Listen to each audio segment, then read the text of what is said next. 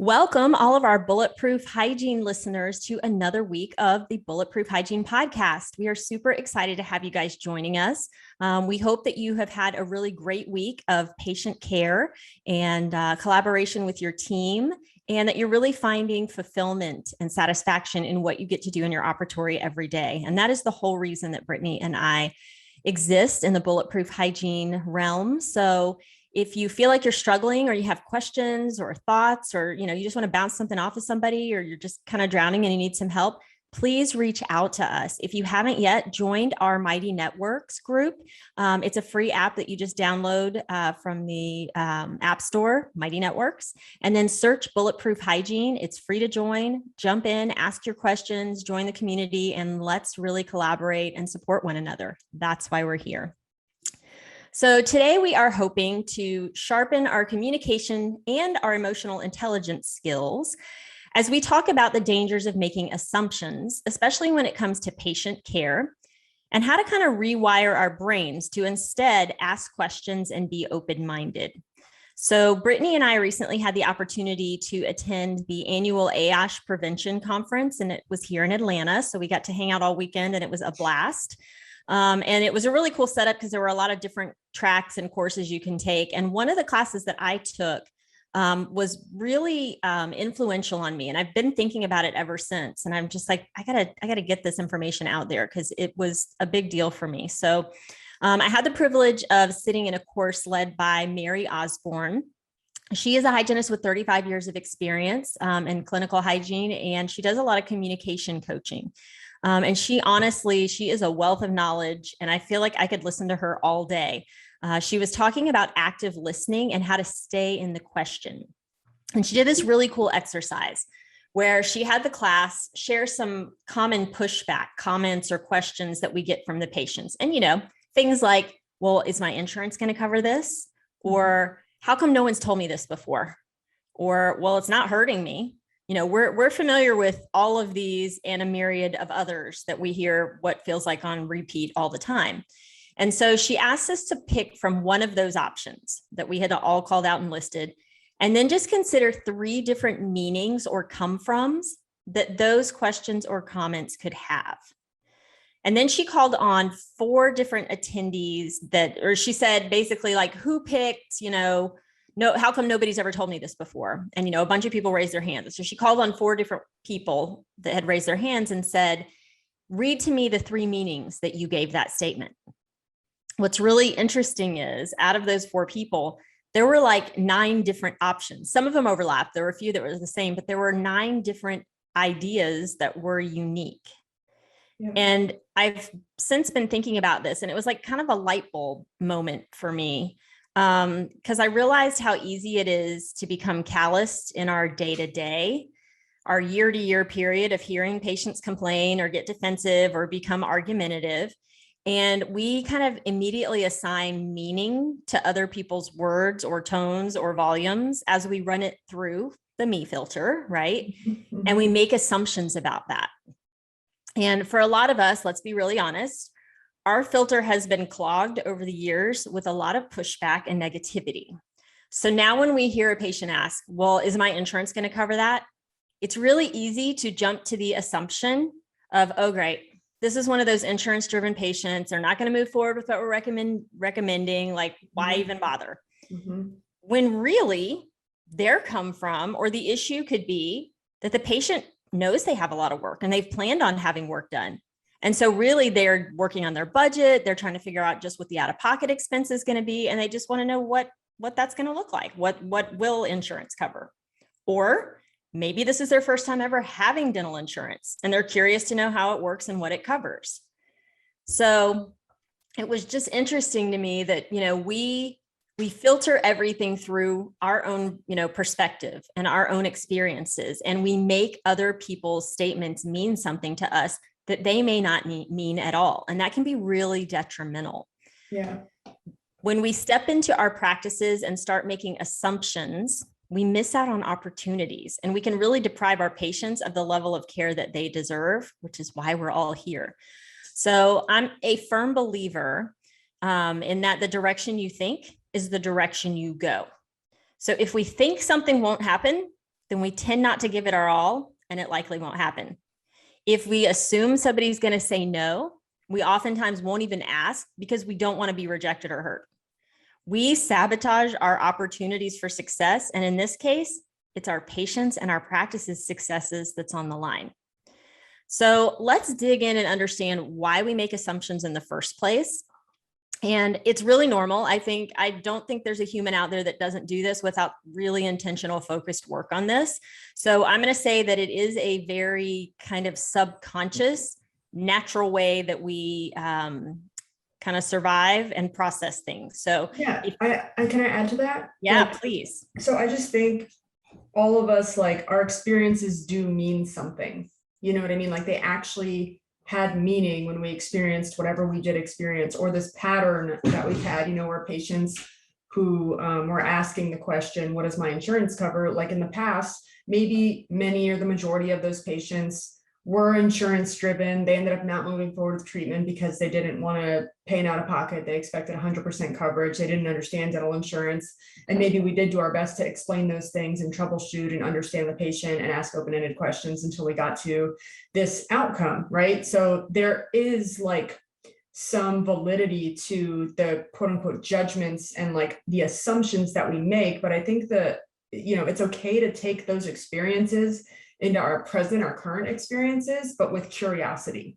Correct. I think that's the important thing, is like staying curious. And so, yes, maybe 70% of all the past patients that I've had this conversation with, they, are insurance driven. Maybe that is their actual issue. But then there's that 30%, that's completely something else. So maintaining curiosity, that's what I hope people do when they're talking to me. If I come across like that, I hope that they'll give me the benefit of the doubt and they stay curious about what I'm saying and ask enough questions to get to the bottom of maybe what I don't know how to explain. Right. Maybe they don't know what their question actually is. They don't know that we've encountered 70% of patients who've asked about insurance and been insurance, they don't know our come from. So I think just with curiosity is the best way to approach that, and taking our past experiences into consideration, because there's also that thing where it's like, we learn lessons, with people, places, things. Like, this is not exactly in the same line as this example with the insurance, but like, the saying, like, fool me once, shame on you, fool me twice, shame on me. Yes. You know what I mean? Kind of like you learn the lesson, like, okay, you learn the lesson, but not like with rigid certainty. So moving forward, okay, maybe this person has good intentions or bad intentions, like, who knows, we'll see what the outcome is, kind of thing.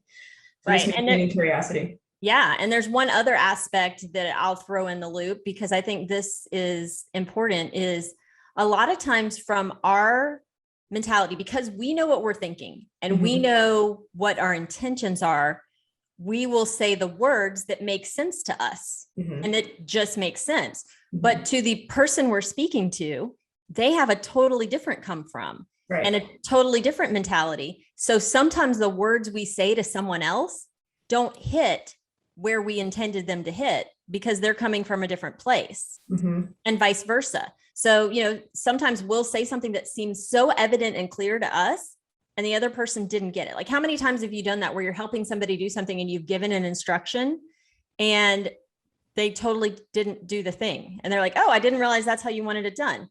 This happens a lot with me because I have teenage boys. So, you give an instruction, you give a directive on something, and then like you turn around and that's not exactly what happened. And they're like, oh no, you said I should just do that. And it's like, we have to remember that communication is really effective communication. Effective communication is going to look like us checking in with each other and repeating what we heard to really work properly. Yeah. So, and there's always, and in leadership, it's so interesting because you and I just did a recent mastermind call with our hygienist about leadership. And there was so many questions about communication and how many times do I have to repeat this, and how will I make them get it, and how, like, it is, first of all, it's an art.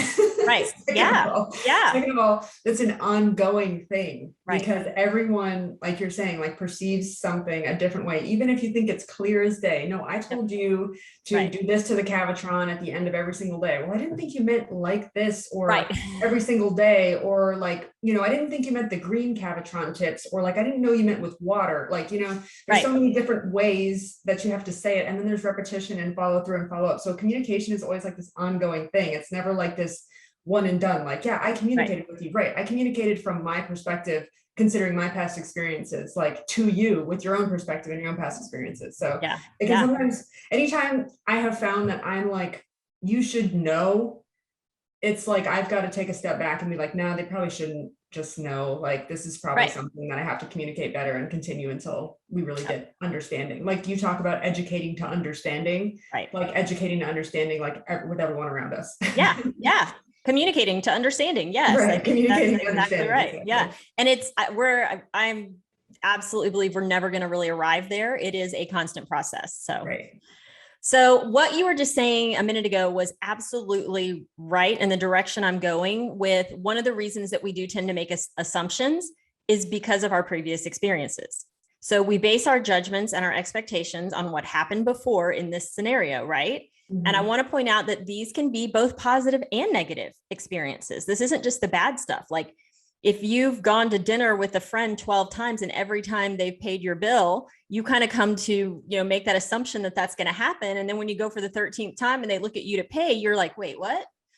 That's just a stupid little example, but for positive and negative things, we tend to do this.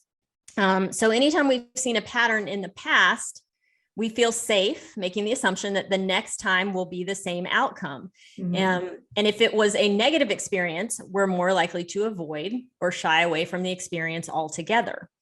And another reason that we make assumptions is that information tends to be transmitted and received in disconnected and incomplete pieces. Like we were just talking about, we may not have all the factors in place. So our minds do the best they can to make it make sense or complete the story. So this sounds very primitive, but our brain actually maps out our world for us to see so that we know where we are, who and what is around us, and where we might encounter danger or access what we need to meet our basic needs. Mm-hmm. It is a very protective measure that was built for our physical safety. But in our current culture and world, we've evolved it in our modern day to use it as a system for creating emotional safety as well. So there's a book out written by Don Miguel Ruiz, and it's called The 4 Agreements. If you've never read that, I recommend it. It's a great book. But the book he talks about that we make assumptions because any answer satisfies our questioning mind, right? Doesn't it drive you nuts if you have something that's unresolved? Like I was just saying to Brittany this morning before we started this podcast, like I woke up super early this morning and my brain just wouldn't stop because there's some issues I'm kind of thinking through and trying to figure out and process. And I feel like we kind of need that end result. We need that answer. We're always looking for that. So when we don't have that, when those pieces aren't complete, we start making those assumptions so that we can, satisfy our brain and our questioning mind. We can be less discerning when we are in an emotionally triggered space. I think we'd all agree on that. Mm-hmm. And this is because our minds are simply looking for a way to resolve the situation and to return to a place of safety, whether that be emotional or physical.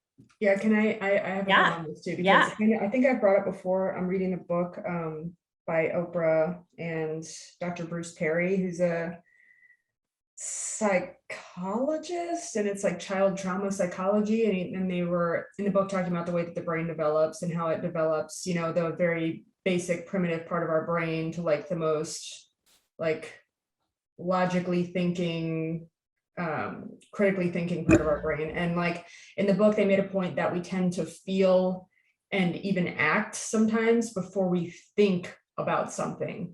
Actually critically think about this situation or what, so I think we go through sometimes we get stuck in the feeling and the doing before we're like, oh crap, maybe we take a step back and think logically about it and get really what's the word, but like black and white about it, and we're like, oh, here are the facts, and we're able to be factual and not emotional about it. So this makes perfect sense. Yep. It's definitely how we're wired. Mm-hmm. So if our brains are simply looking for a way to resolve the situation so that we can return to safety, I want to kind of turn this and say, so when we feel threatened by a patient who seems frustrated or hostile, we immediately want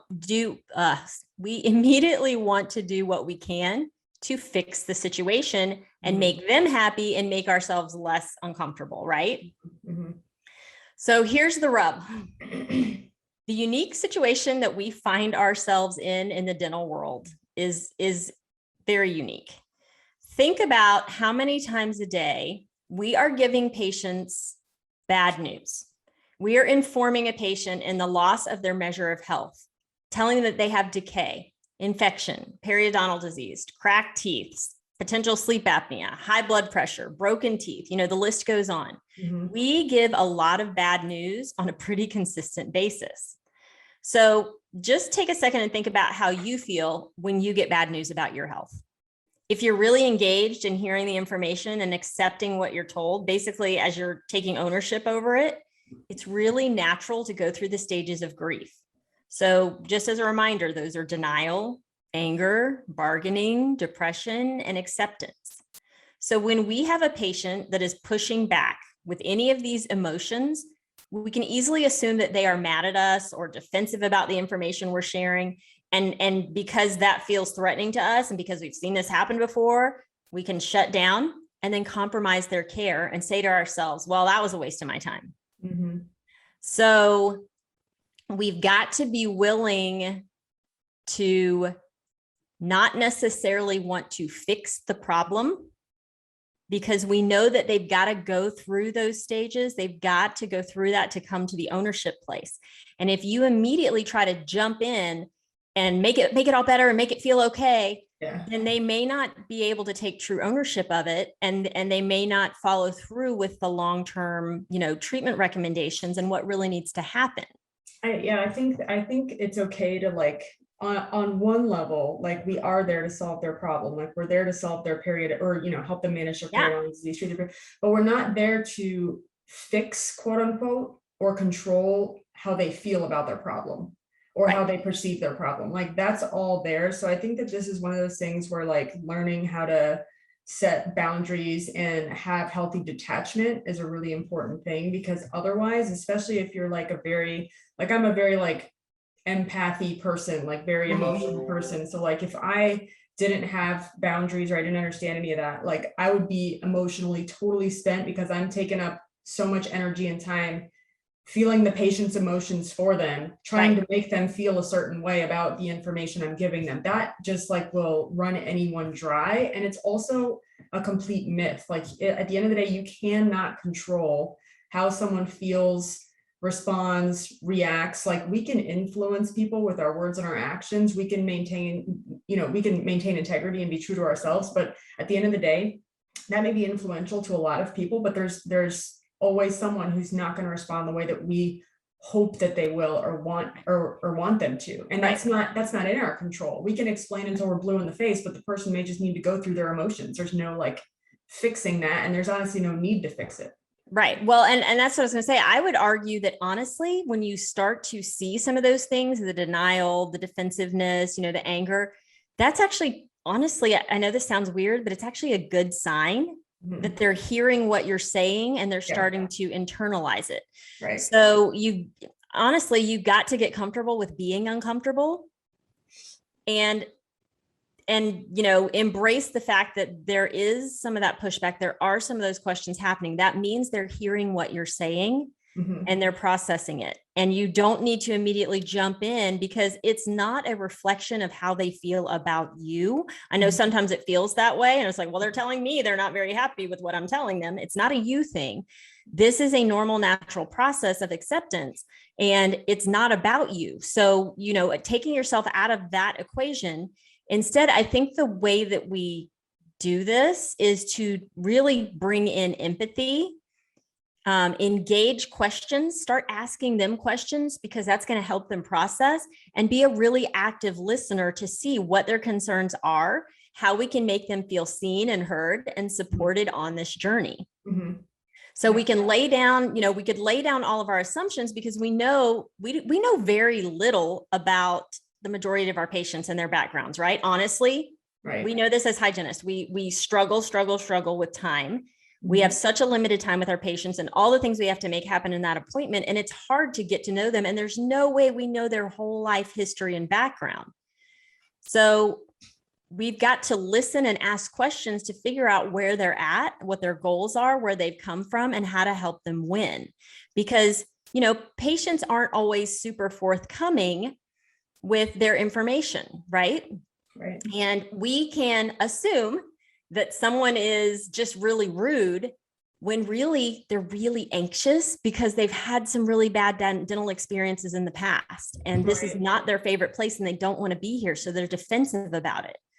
So if we read that as, oh, they're just rude and they don't like me and they don't want to be here, and we don't step up to the plate and really check in with them and let them know that they're seen and heard and ask the questions, then we do a disservice to them as well. And we almost propagate their experiences. If that makes sense. I had an experience like along these lines really recently where I had a patient come in, and in the appointment card, I was already kind of like annoyed because he had been in a couple of years ago, hadn't been back since, but it was a circumstance where we had a doctor do everything from start to finish that day. Like she was then a new doctor. We found out that this doctor wasn't a great fit for our team, so we let her go at some point. So she's no longer with the team. But I have found that in the history, just in the notes, patients, when they saw her, a lot of times, I don't know if it was just communication wise or what the issue was, but they didn't seem to have the best experiences, right? So this person had come in and seen this doctor, and she and her assistant had taken diagnostics, and the doctor actually did the hygiene, which was posted as a prophy, but I looked at the perio chart. The perio chart had 4s and 5s, so it kind of didn't match up. It just seemed like it was like maybe a bloody prophy, potentially an uncomfortable experience for the patient. There's nothing in the notes about that, obviously, but it just seemed like one of those situations like something didn't go right. And I looked at the appointment card, and the patient had called asking to see the quote unquote most experienced hygienist. And ironically, someone booked them with me. I'm not the one who's been at Spodak the longest. There are hygienists who have been there longer than me. But they booked them with me. And I was already annoyed at that. I'm like, oh gosh, like what's this person's problem? Kind of like assuming things like he's going to be difficult. He's already requesting the most experience. Like what's his deal, But I kind of looked at the notes and kind of was like, all right, I wonder if there's just an experience issue here. So he comes in and, I greet him and take his diagnostics and update everything, med history, go through chief complaint, chief concern, all that stuff, introduce myself, obviously. And he's like a little like cold, and I can tell he's kind of like giving me the side eye, like, who's this person? And is this going to be any different, And then when I go to do his perio chart, I explained, what I'm going to do, what I'm measuring, what the numbers mean. And then after I explained that, before I started charting, he looked back at my assistant who was helping me because I was running behind. Usually I use VoiceWorks, but if I'm running behind, she helps me perio chart in Dentrix because it's just faster. So she was there, and as soon as I stopped talking, he looked at her and goes and rolls his eyes, like looking to her for like validation, like, okay, this crazy lady's telling me what these numbers mean. And he was like, I've spent more time in a dental chair than any of you have. And I'm like, all right, I don't know how this is relevant, but let's start probing. So started getting the numbers. And then at the end, I just like explained and just tried to I stayed as neutral as possible. It was just like, this is my objective measuring tool. I showed him the probe, what the little millimeters are and what I'm measuring. I explained that I'm measuring from the gum level to the height of the gums that he can see when he looks in the mirror to underneath where something actually physically connects to the root of the tooth. And the depth is supposed to be 1 to 3 millimeters. And if it's higher than that, it indicates that either the gum is too high, indicating inflammation, or the bone level is too low, indicating the side effect of chronic inflammation, which is bone loss and eventual tooth loss. So explained everything to him, went through his perio chart. Of course, he needs scaling. It's been 2 years since his last hygiene, and his last hygiene was probably a bloody prophy. And he asks a lot of questions. It's still kind of like a little cold. I could see like his body language. He's very tense. But then at the end, I just answered all his questions very matter-of-factly, and I try and stay assertive and just straightforward and factual with patients who I'm perceiving have a little bit of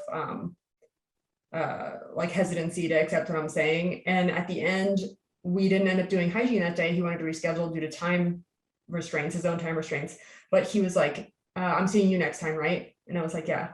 Okay, good. Because like, he kind of like verbalized that he had a good experience and he said some nice things, but like, then he opened up a little bit and told me that he had his like brother-in-law just passed away 2 days before. He broke 4 vertebrae in his back. He didn't, by the way, he didn't let me know this in his medical history. I went through his whole medical history, asked him about surgeries. He didn't have surgery, so he didn't tell me about the back thing. He broke 4 vertebrae in his back. In the last 2 years, he had been like, couch bound and then like chair bound, whatever, he'd had a really difficult time becoming comfortable and kind of healing, and his wife had medical issues, and I was just like, oh, okay, this is where this person's coming from too. So there may be financial concerns, or they're just maybe he's emotionally spent because he's had a rough 2 years on top of COVID and all the other things. Yeah. So assuming, I had assumed at the beginning he'd be a difficult patient. Like, honestly, there was a little pushback, but in the grand scheme, when I look at that situation, that wasn't a difficult situation. He rolled his eyes like, so what? The guy's, Right. He's going through a hard time, probably doesn't Right. have anything to do with me. It's probably just he's Yep. having a hard time. Like, he's having a hard time accepting more loss in the measure of his health when he has already, damaged his back and had this really difficult last couple of years. And he's probably had an experience of people kind of feeling his maybe terseness, or, having kind of that wall up and thinking themselves like, oh, I don't want to deal with this. So he hasn't had anybody reach through to him with an empathetic, like a direct, like, hey, this is what's going on. We're here to take care of you. Right. I want to work together on this. I want to make sure we meet your goals kind of way. But yeah, it's like, it blows me away. There is always something more to the story. Always. Right. And I think it's keeping that in mind. I had a patient this week who was very anxious and seemed a little cold. I mean, kind, but cold. And in the process of the appointment, she actually shared with me that she had been raped. And it was like, there were tears, and she and I had the biggest, hardest hug at the end of the appointment. I'm pretty sure I'm her hygienist for life at this point. But it was one of those, like, you can flippantly make the assumption at the beginning that somebody's just anxious, or they're dismissive of who we are. And it has nothing to do with us. They've got their own story going on. They're coming in to see us for an hour. We're a very brief blip in their day. So yeah. So I want to talk about how we stop the assumption game. But first, I want us to think through how often this happens and give some basic examples of how we sabotage ourselves on a daily basis, because I want this to be really relevant. I want us to really start noticing what's happening.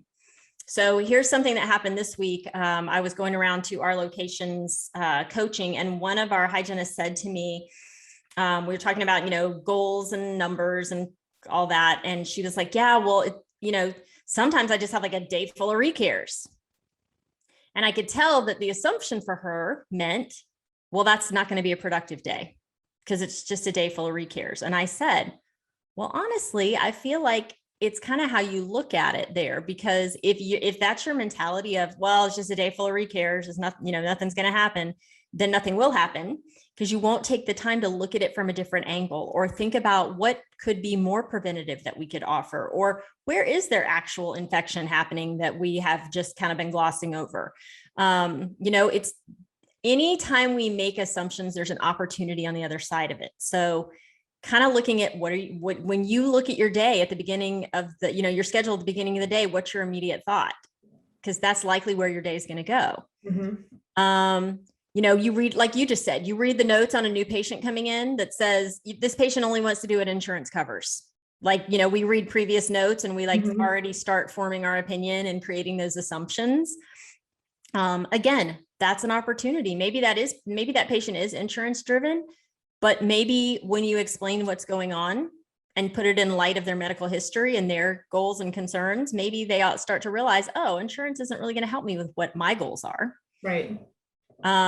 Or, you notice something about, like, one of your team members comes in, you notice, like, maybe it's your treatment coordinator and you're like, oh no, she's super quiet this morning. She must be having a bad day. I guess I'm going to avoid her today.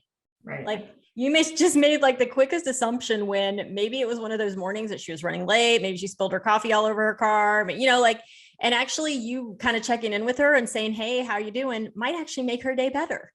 Yep. True. I feel like one is common is I catch myself with this, like, oh my gosh, this patient is late again. Like, why don't they respect my time? Now I'm going to have to rush through this. When instead it could be that they've had a horrendous day. They're running late. And maybe we spend the time assessing and educating. Mhm. You know, like I just think when we get in the ruts of these initial assumptions, it totally projects what our day is going to be. You know, we've got this common, well, gosh, Mr. Jones is coming in today. He never wants to follow our recommendations. I'm not even going to waste my time discussing it. But what if today is the day that Mr. Jones is ready to take ownership and move forward? But we're not even going to present it because he's never said yes before. Right. And what I've noticed, especially with people that I think are, historically we see those notes like insurance driven, or patient only wants what insurance covers, doesn't want fluoride due to cost, like any of that stuff. If I treat the patient like I treat everyone else, a lot of times they'll become that person. Mhm. And not like in a way like, oh, I can control. It's not a control thing. It's Right. like still the person has a choice. The person could very well say like, no, I don't want that. I only want my insurance covers.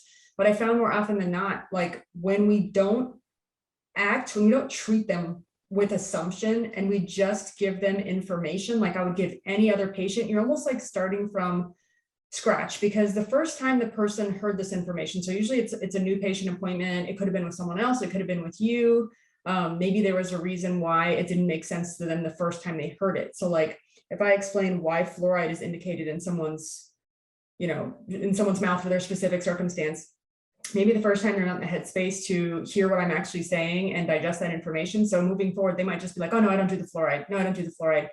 If I take time and just ask like, why don't we do fluoride? Like, what is it that you like, why are you avoiding fluoride? Or what is your thought about fluoride? If I get curious about that, I'm telling you more often than not, they'll be like, oh, I didn't know that. Like they didn't hear me the first time. They didn't hear the other person, or they thought they had assumptions about us and they thought we were selling them something, but now they've heard the value of it. So like I've had some of my most quote unquote insurance driven patients move forward with the biggest treatment plans in hygiene and in restorative. Like I'm talking $70,000 FMR or, perioprotectant scaling. Like you can't put everyone in that box. Once we start treating them like they're not going to move forward with treatment, they just like fulfill that, they just fulfill that projection basically. Well, I think they fulfill that. And honestly, I think we fulfill it. Oh, yeah, because if that's our mentality, we're not taking the time to really educate and really connect with them and ask the questions of where they're at and what do they value and what's important to them.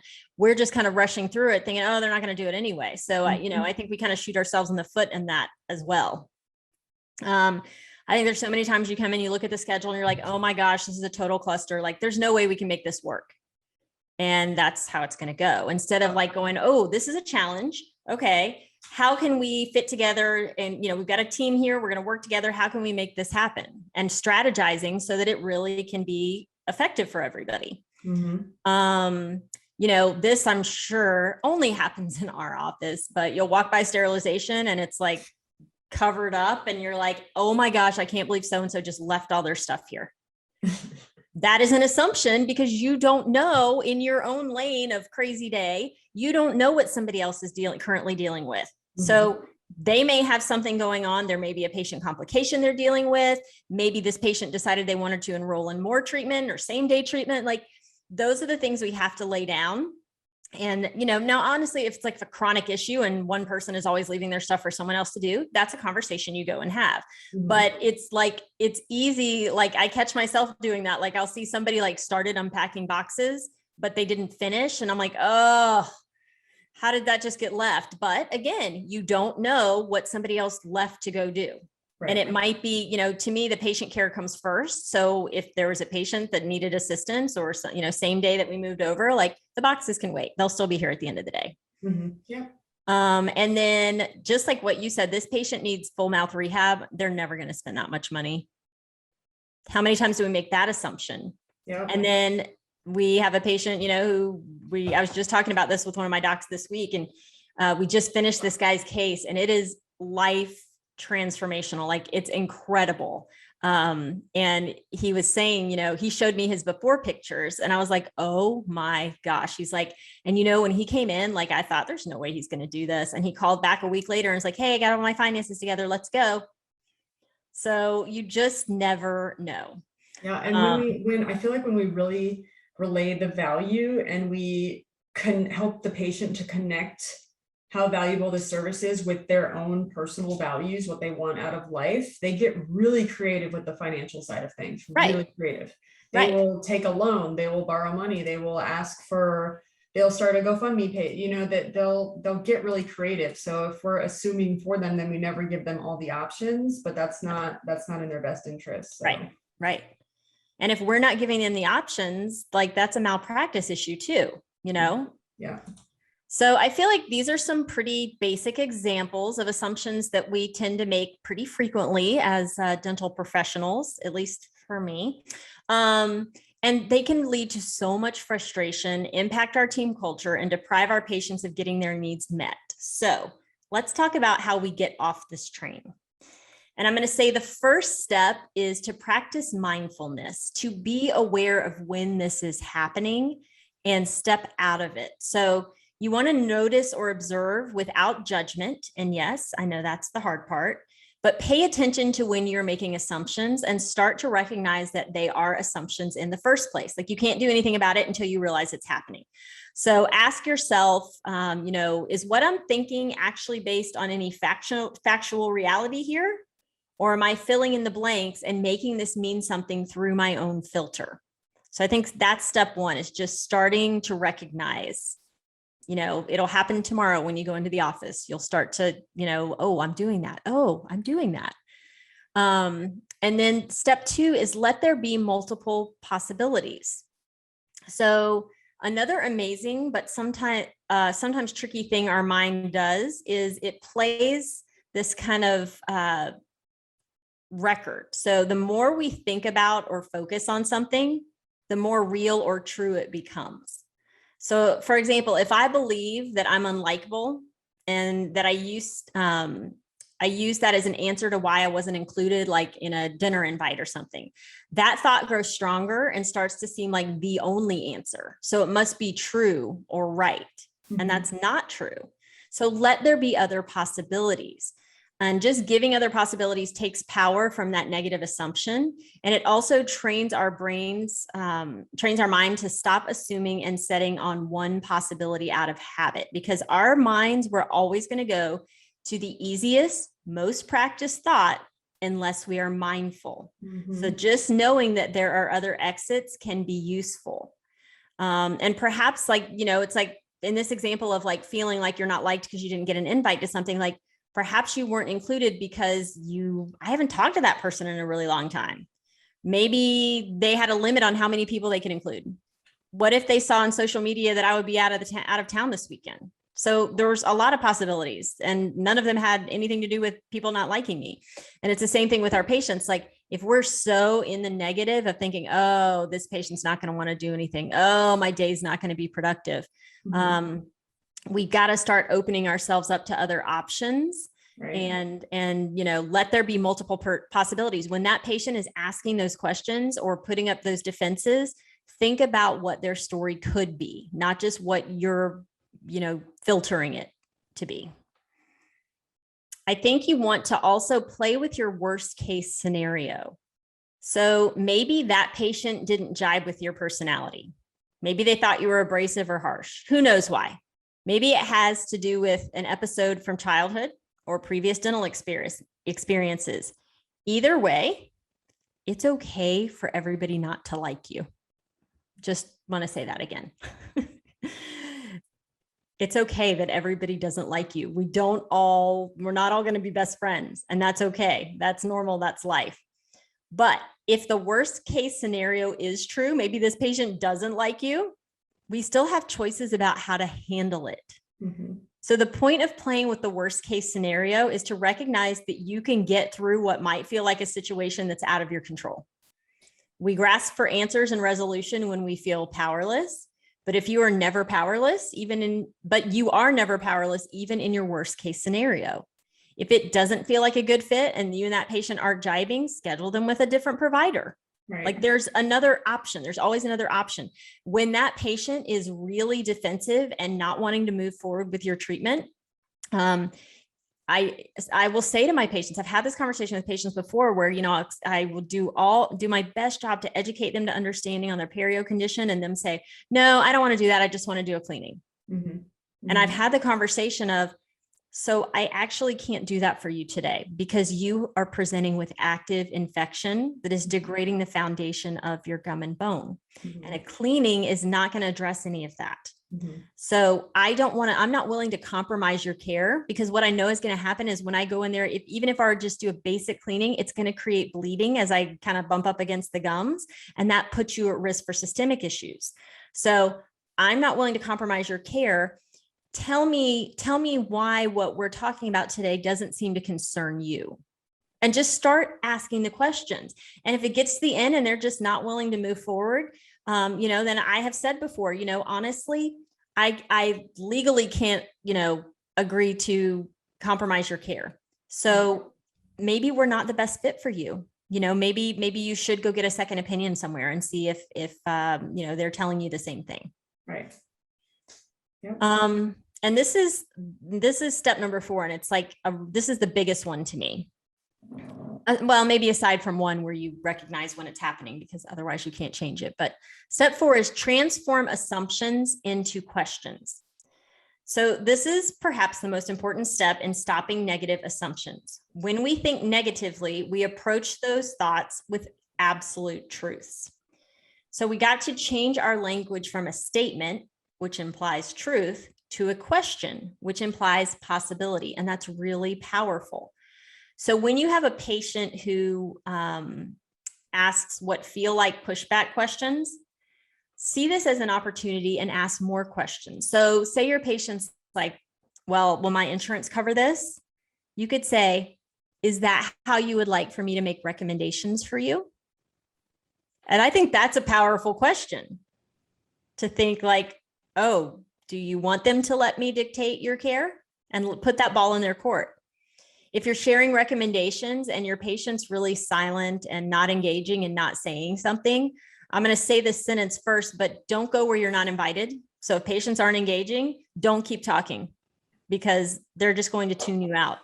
But don't go where you're not invited. Yes. I love that. But so you notice they're not really, engaging. That's where you want to kind of check in with them. Like, how is this sounding to you? Are you concerned about this? Where would you like to go from here? Put it in their court. Questions are really important for patients to take ownership. So I know Brittany and I both have shared before that we're open about this, and I say everyone on the planet should have therapy, but we both have done a fair share of therapy in our lives. And to me, the best therapist asks questions. And it's not because they need the answers. It's because when they ask you a question and you answer for yourself and you think through and you process it, you're coming to your own resolution. You're coming to your own truths in the situation and what your patterns have been and what you need to change.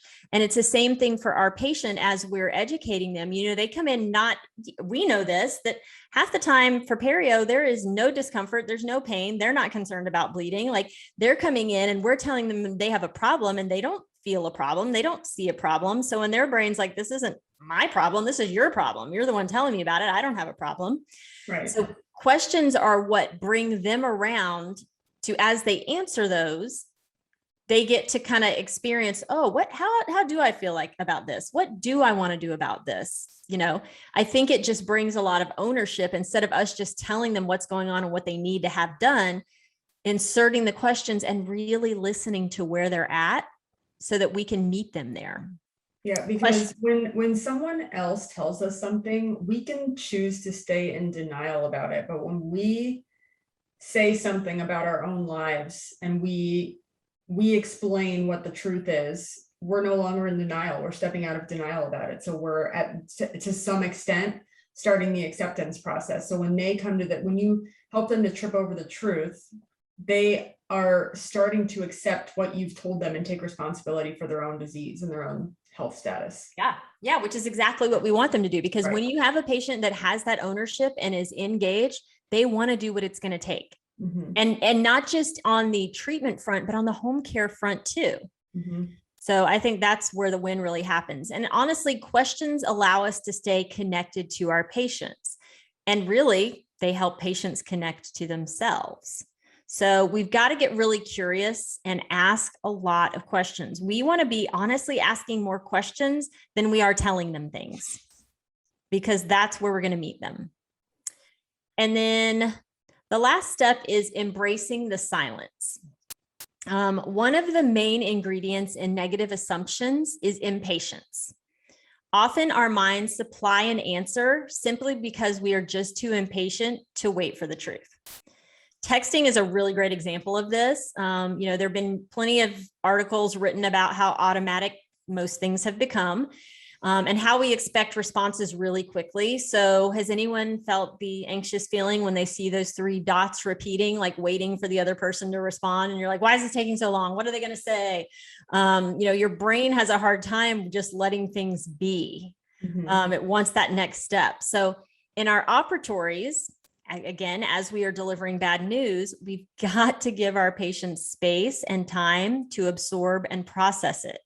So if they're sitting quietly, looking thoughtful or with kind of a furrowed brow, don't bulldoze through their silence with more words and explanations. Yeah. Let them think it out on their, and absorb what's happening and think through what their own questions are. We get uncomfortable in silence a lot of times, and we make the assumption as to what's going on in their heads. So give them a minute and check in with them. And so something like, hey, Mr. Smith, what is your understanding about why we've recommended this crown? Or why do you think I'm concerned about this? We tend to, and I think hygienists especially, like, we get uncomfortable if there's a minute where, there's not something being said, like we've said something that we perceive as hard and uncomfortable, and then there's nothing. And like, we're immediately like, oh my gosh, they hate me. They hate this. They don't want to do this. So you're starting to explain more and tell them more, and really just give them a moment. Right. You would want that yourself. Right. Yeah. Remember, when it comes to learning to lay down our assumptions, and instead embrace opportunity, that this is a practice.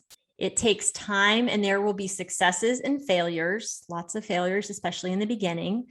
Our minds are brilliant, but also stubborn, and they're used to doing those pattern things. So habits become ingrained, and repetition is necessary and healthy for the brain. So I challenge you to switch your repetition of assumptions to instead curiosity. I challenge you to go from the I think I know to the I want to know, and get really curious. Do you have anything to add to this, Brittany? Oh, I love it. I think it was super comprehensive. Awesome. Yeah. Well, I hope everyone has a really great week, and that you will really step into this. And even if you have to write on a sticky note in your operatory, get curious. Something to prompt you to step out of the assumptions and see what your full potential is, see what the patient's potential is, and really step into the role that we have of getting to help our patients get healthy and connect with us in a way that they know we're going to care for them best. So everybody have a great week. Thank you for joining us. Come see us on our Mighty Network. Bye.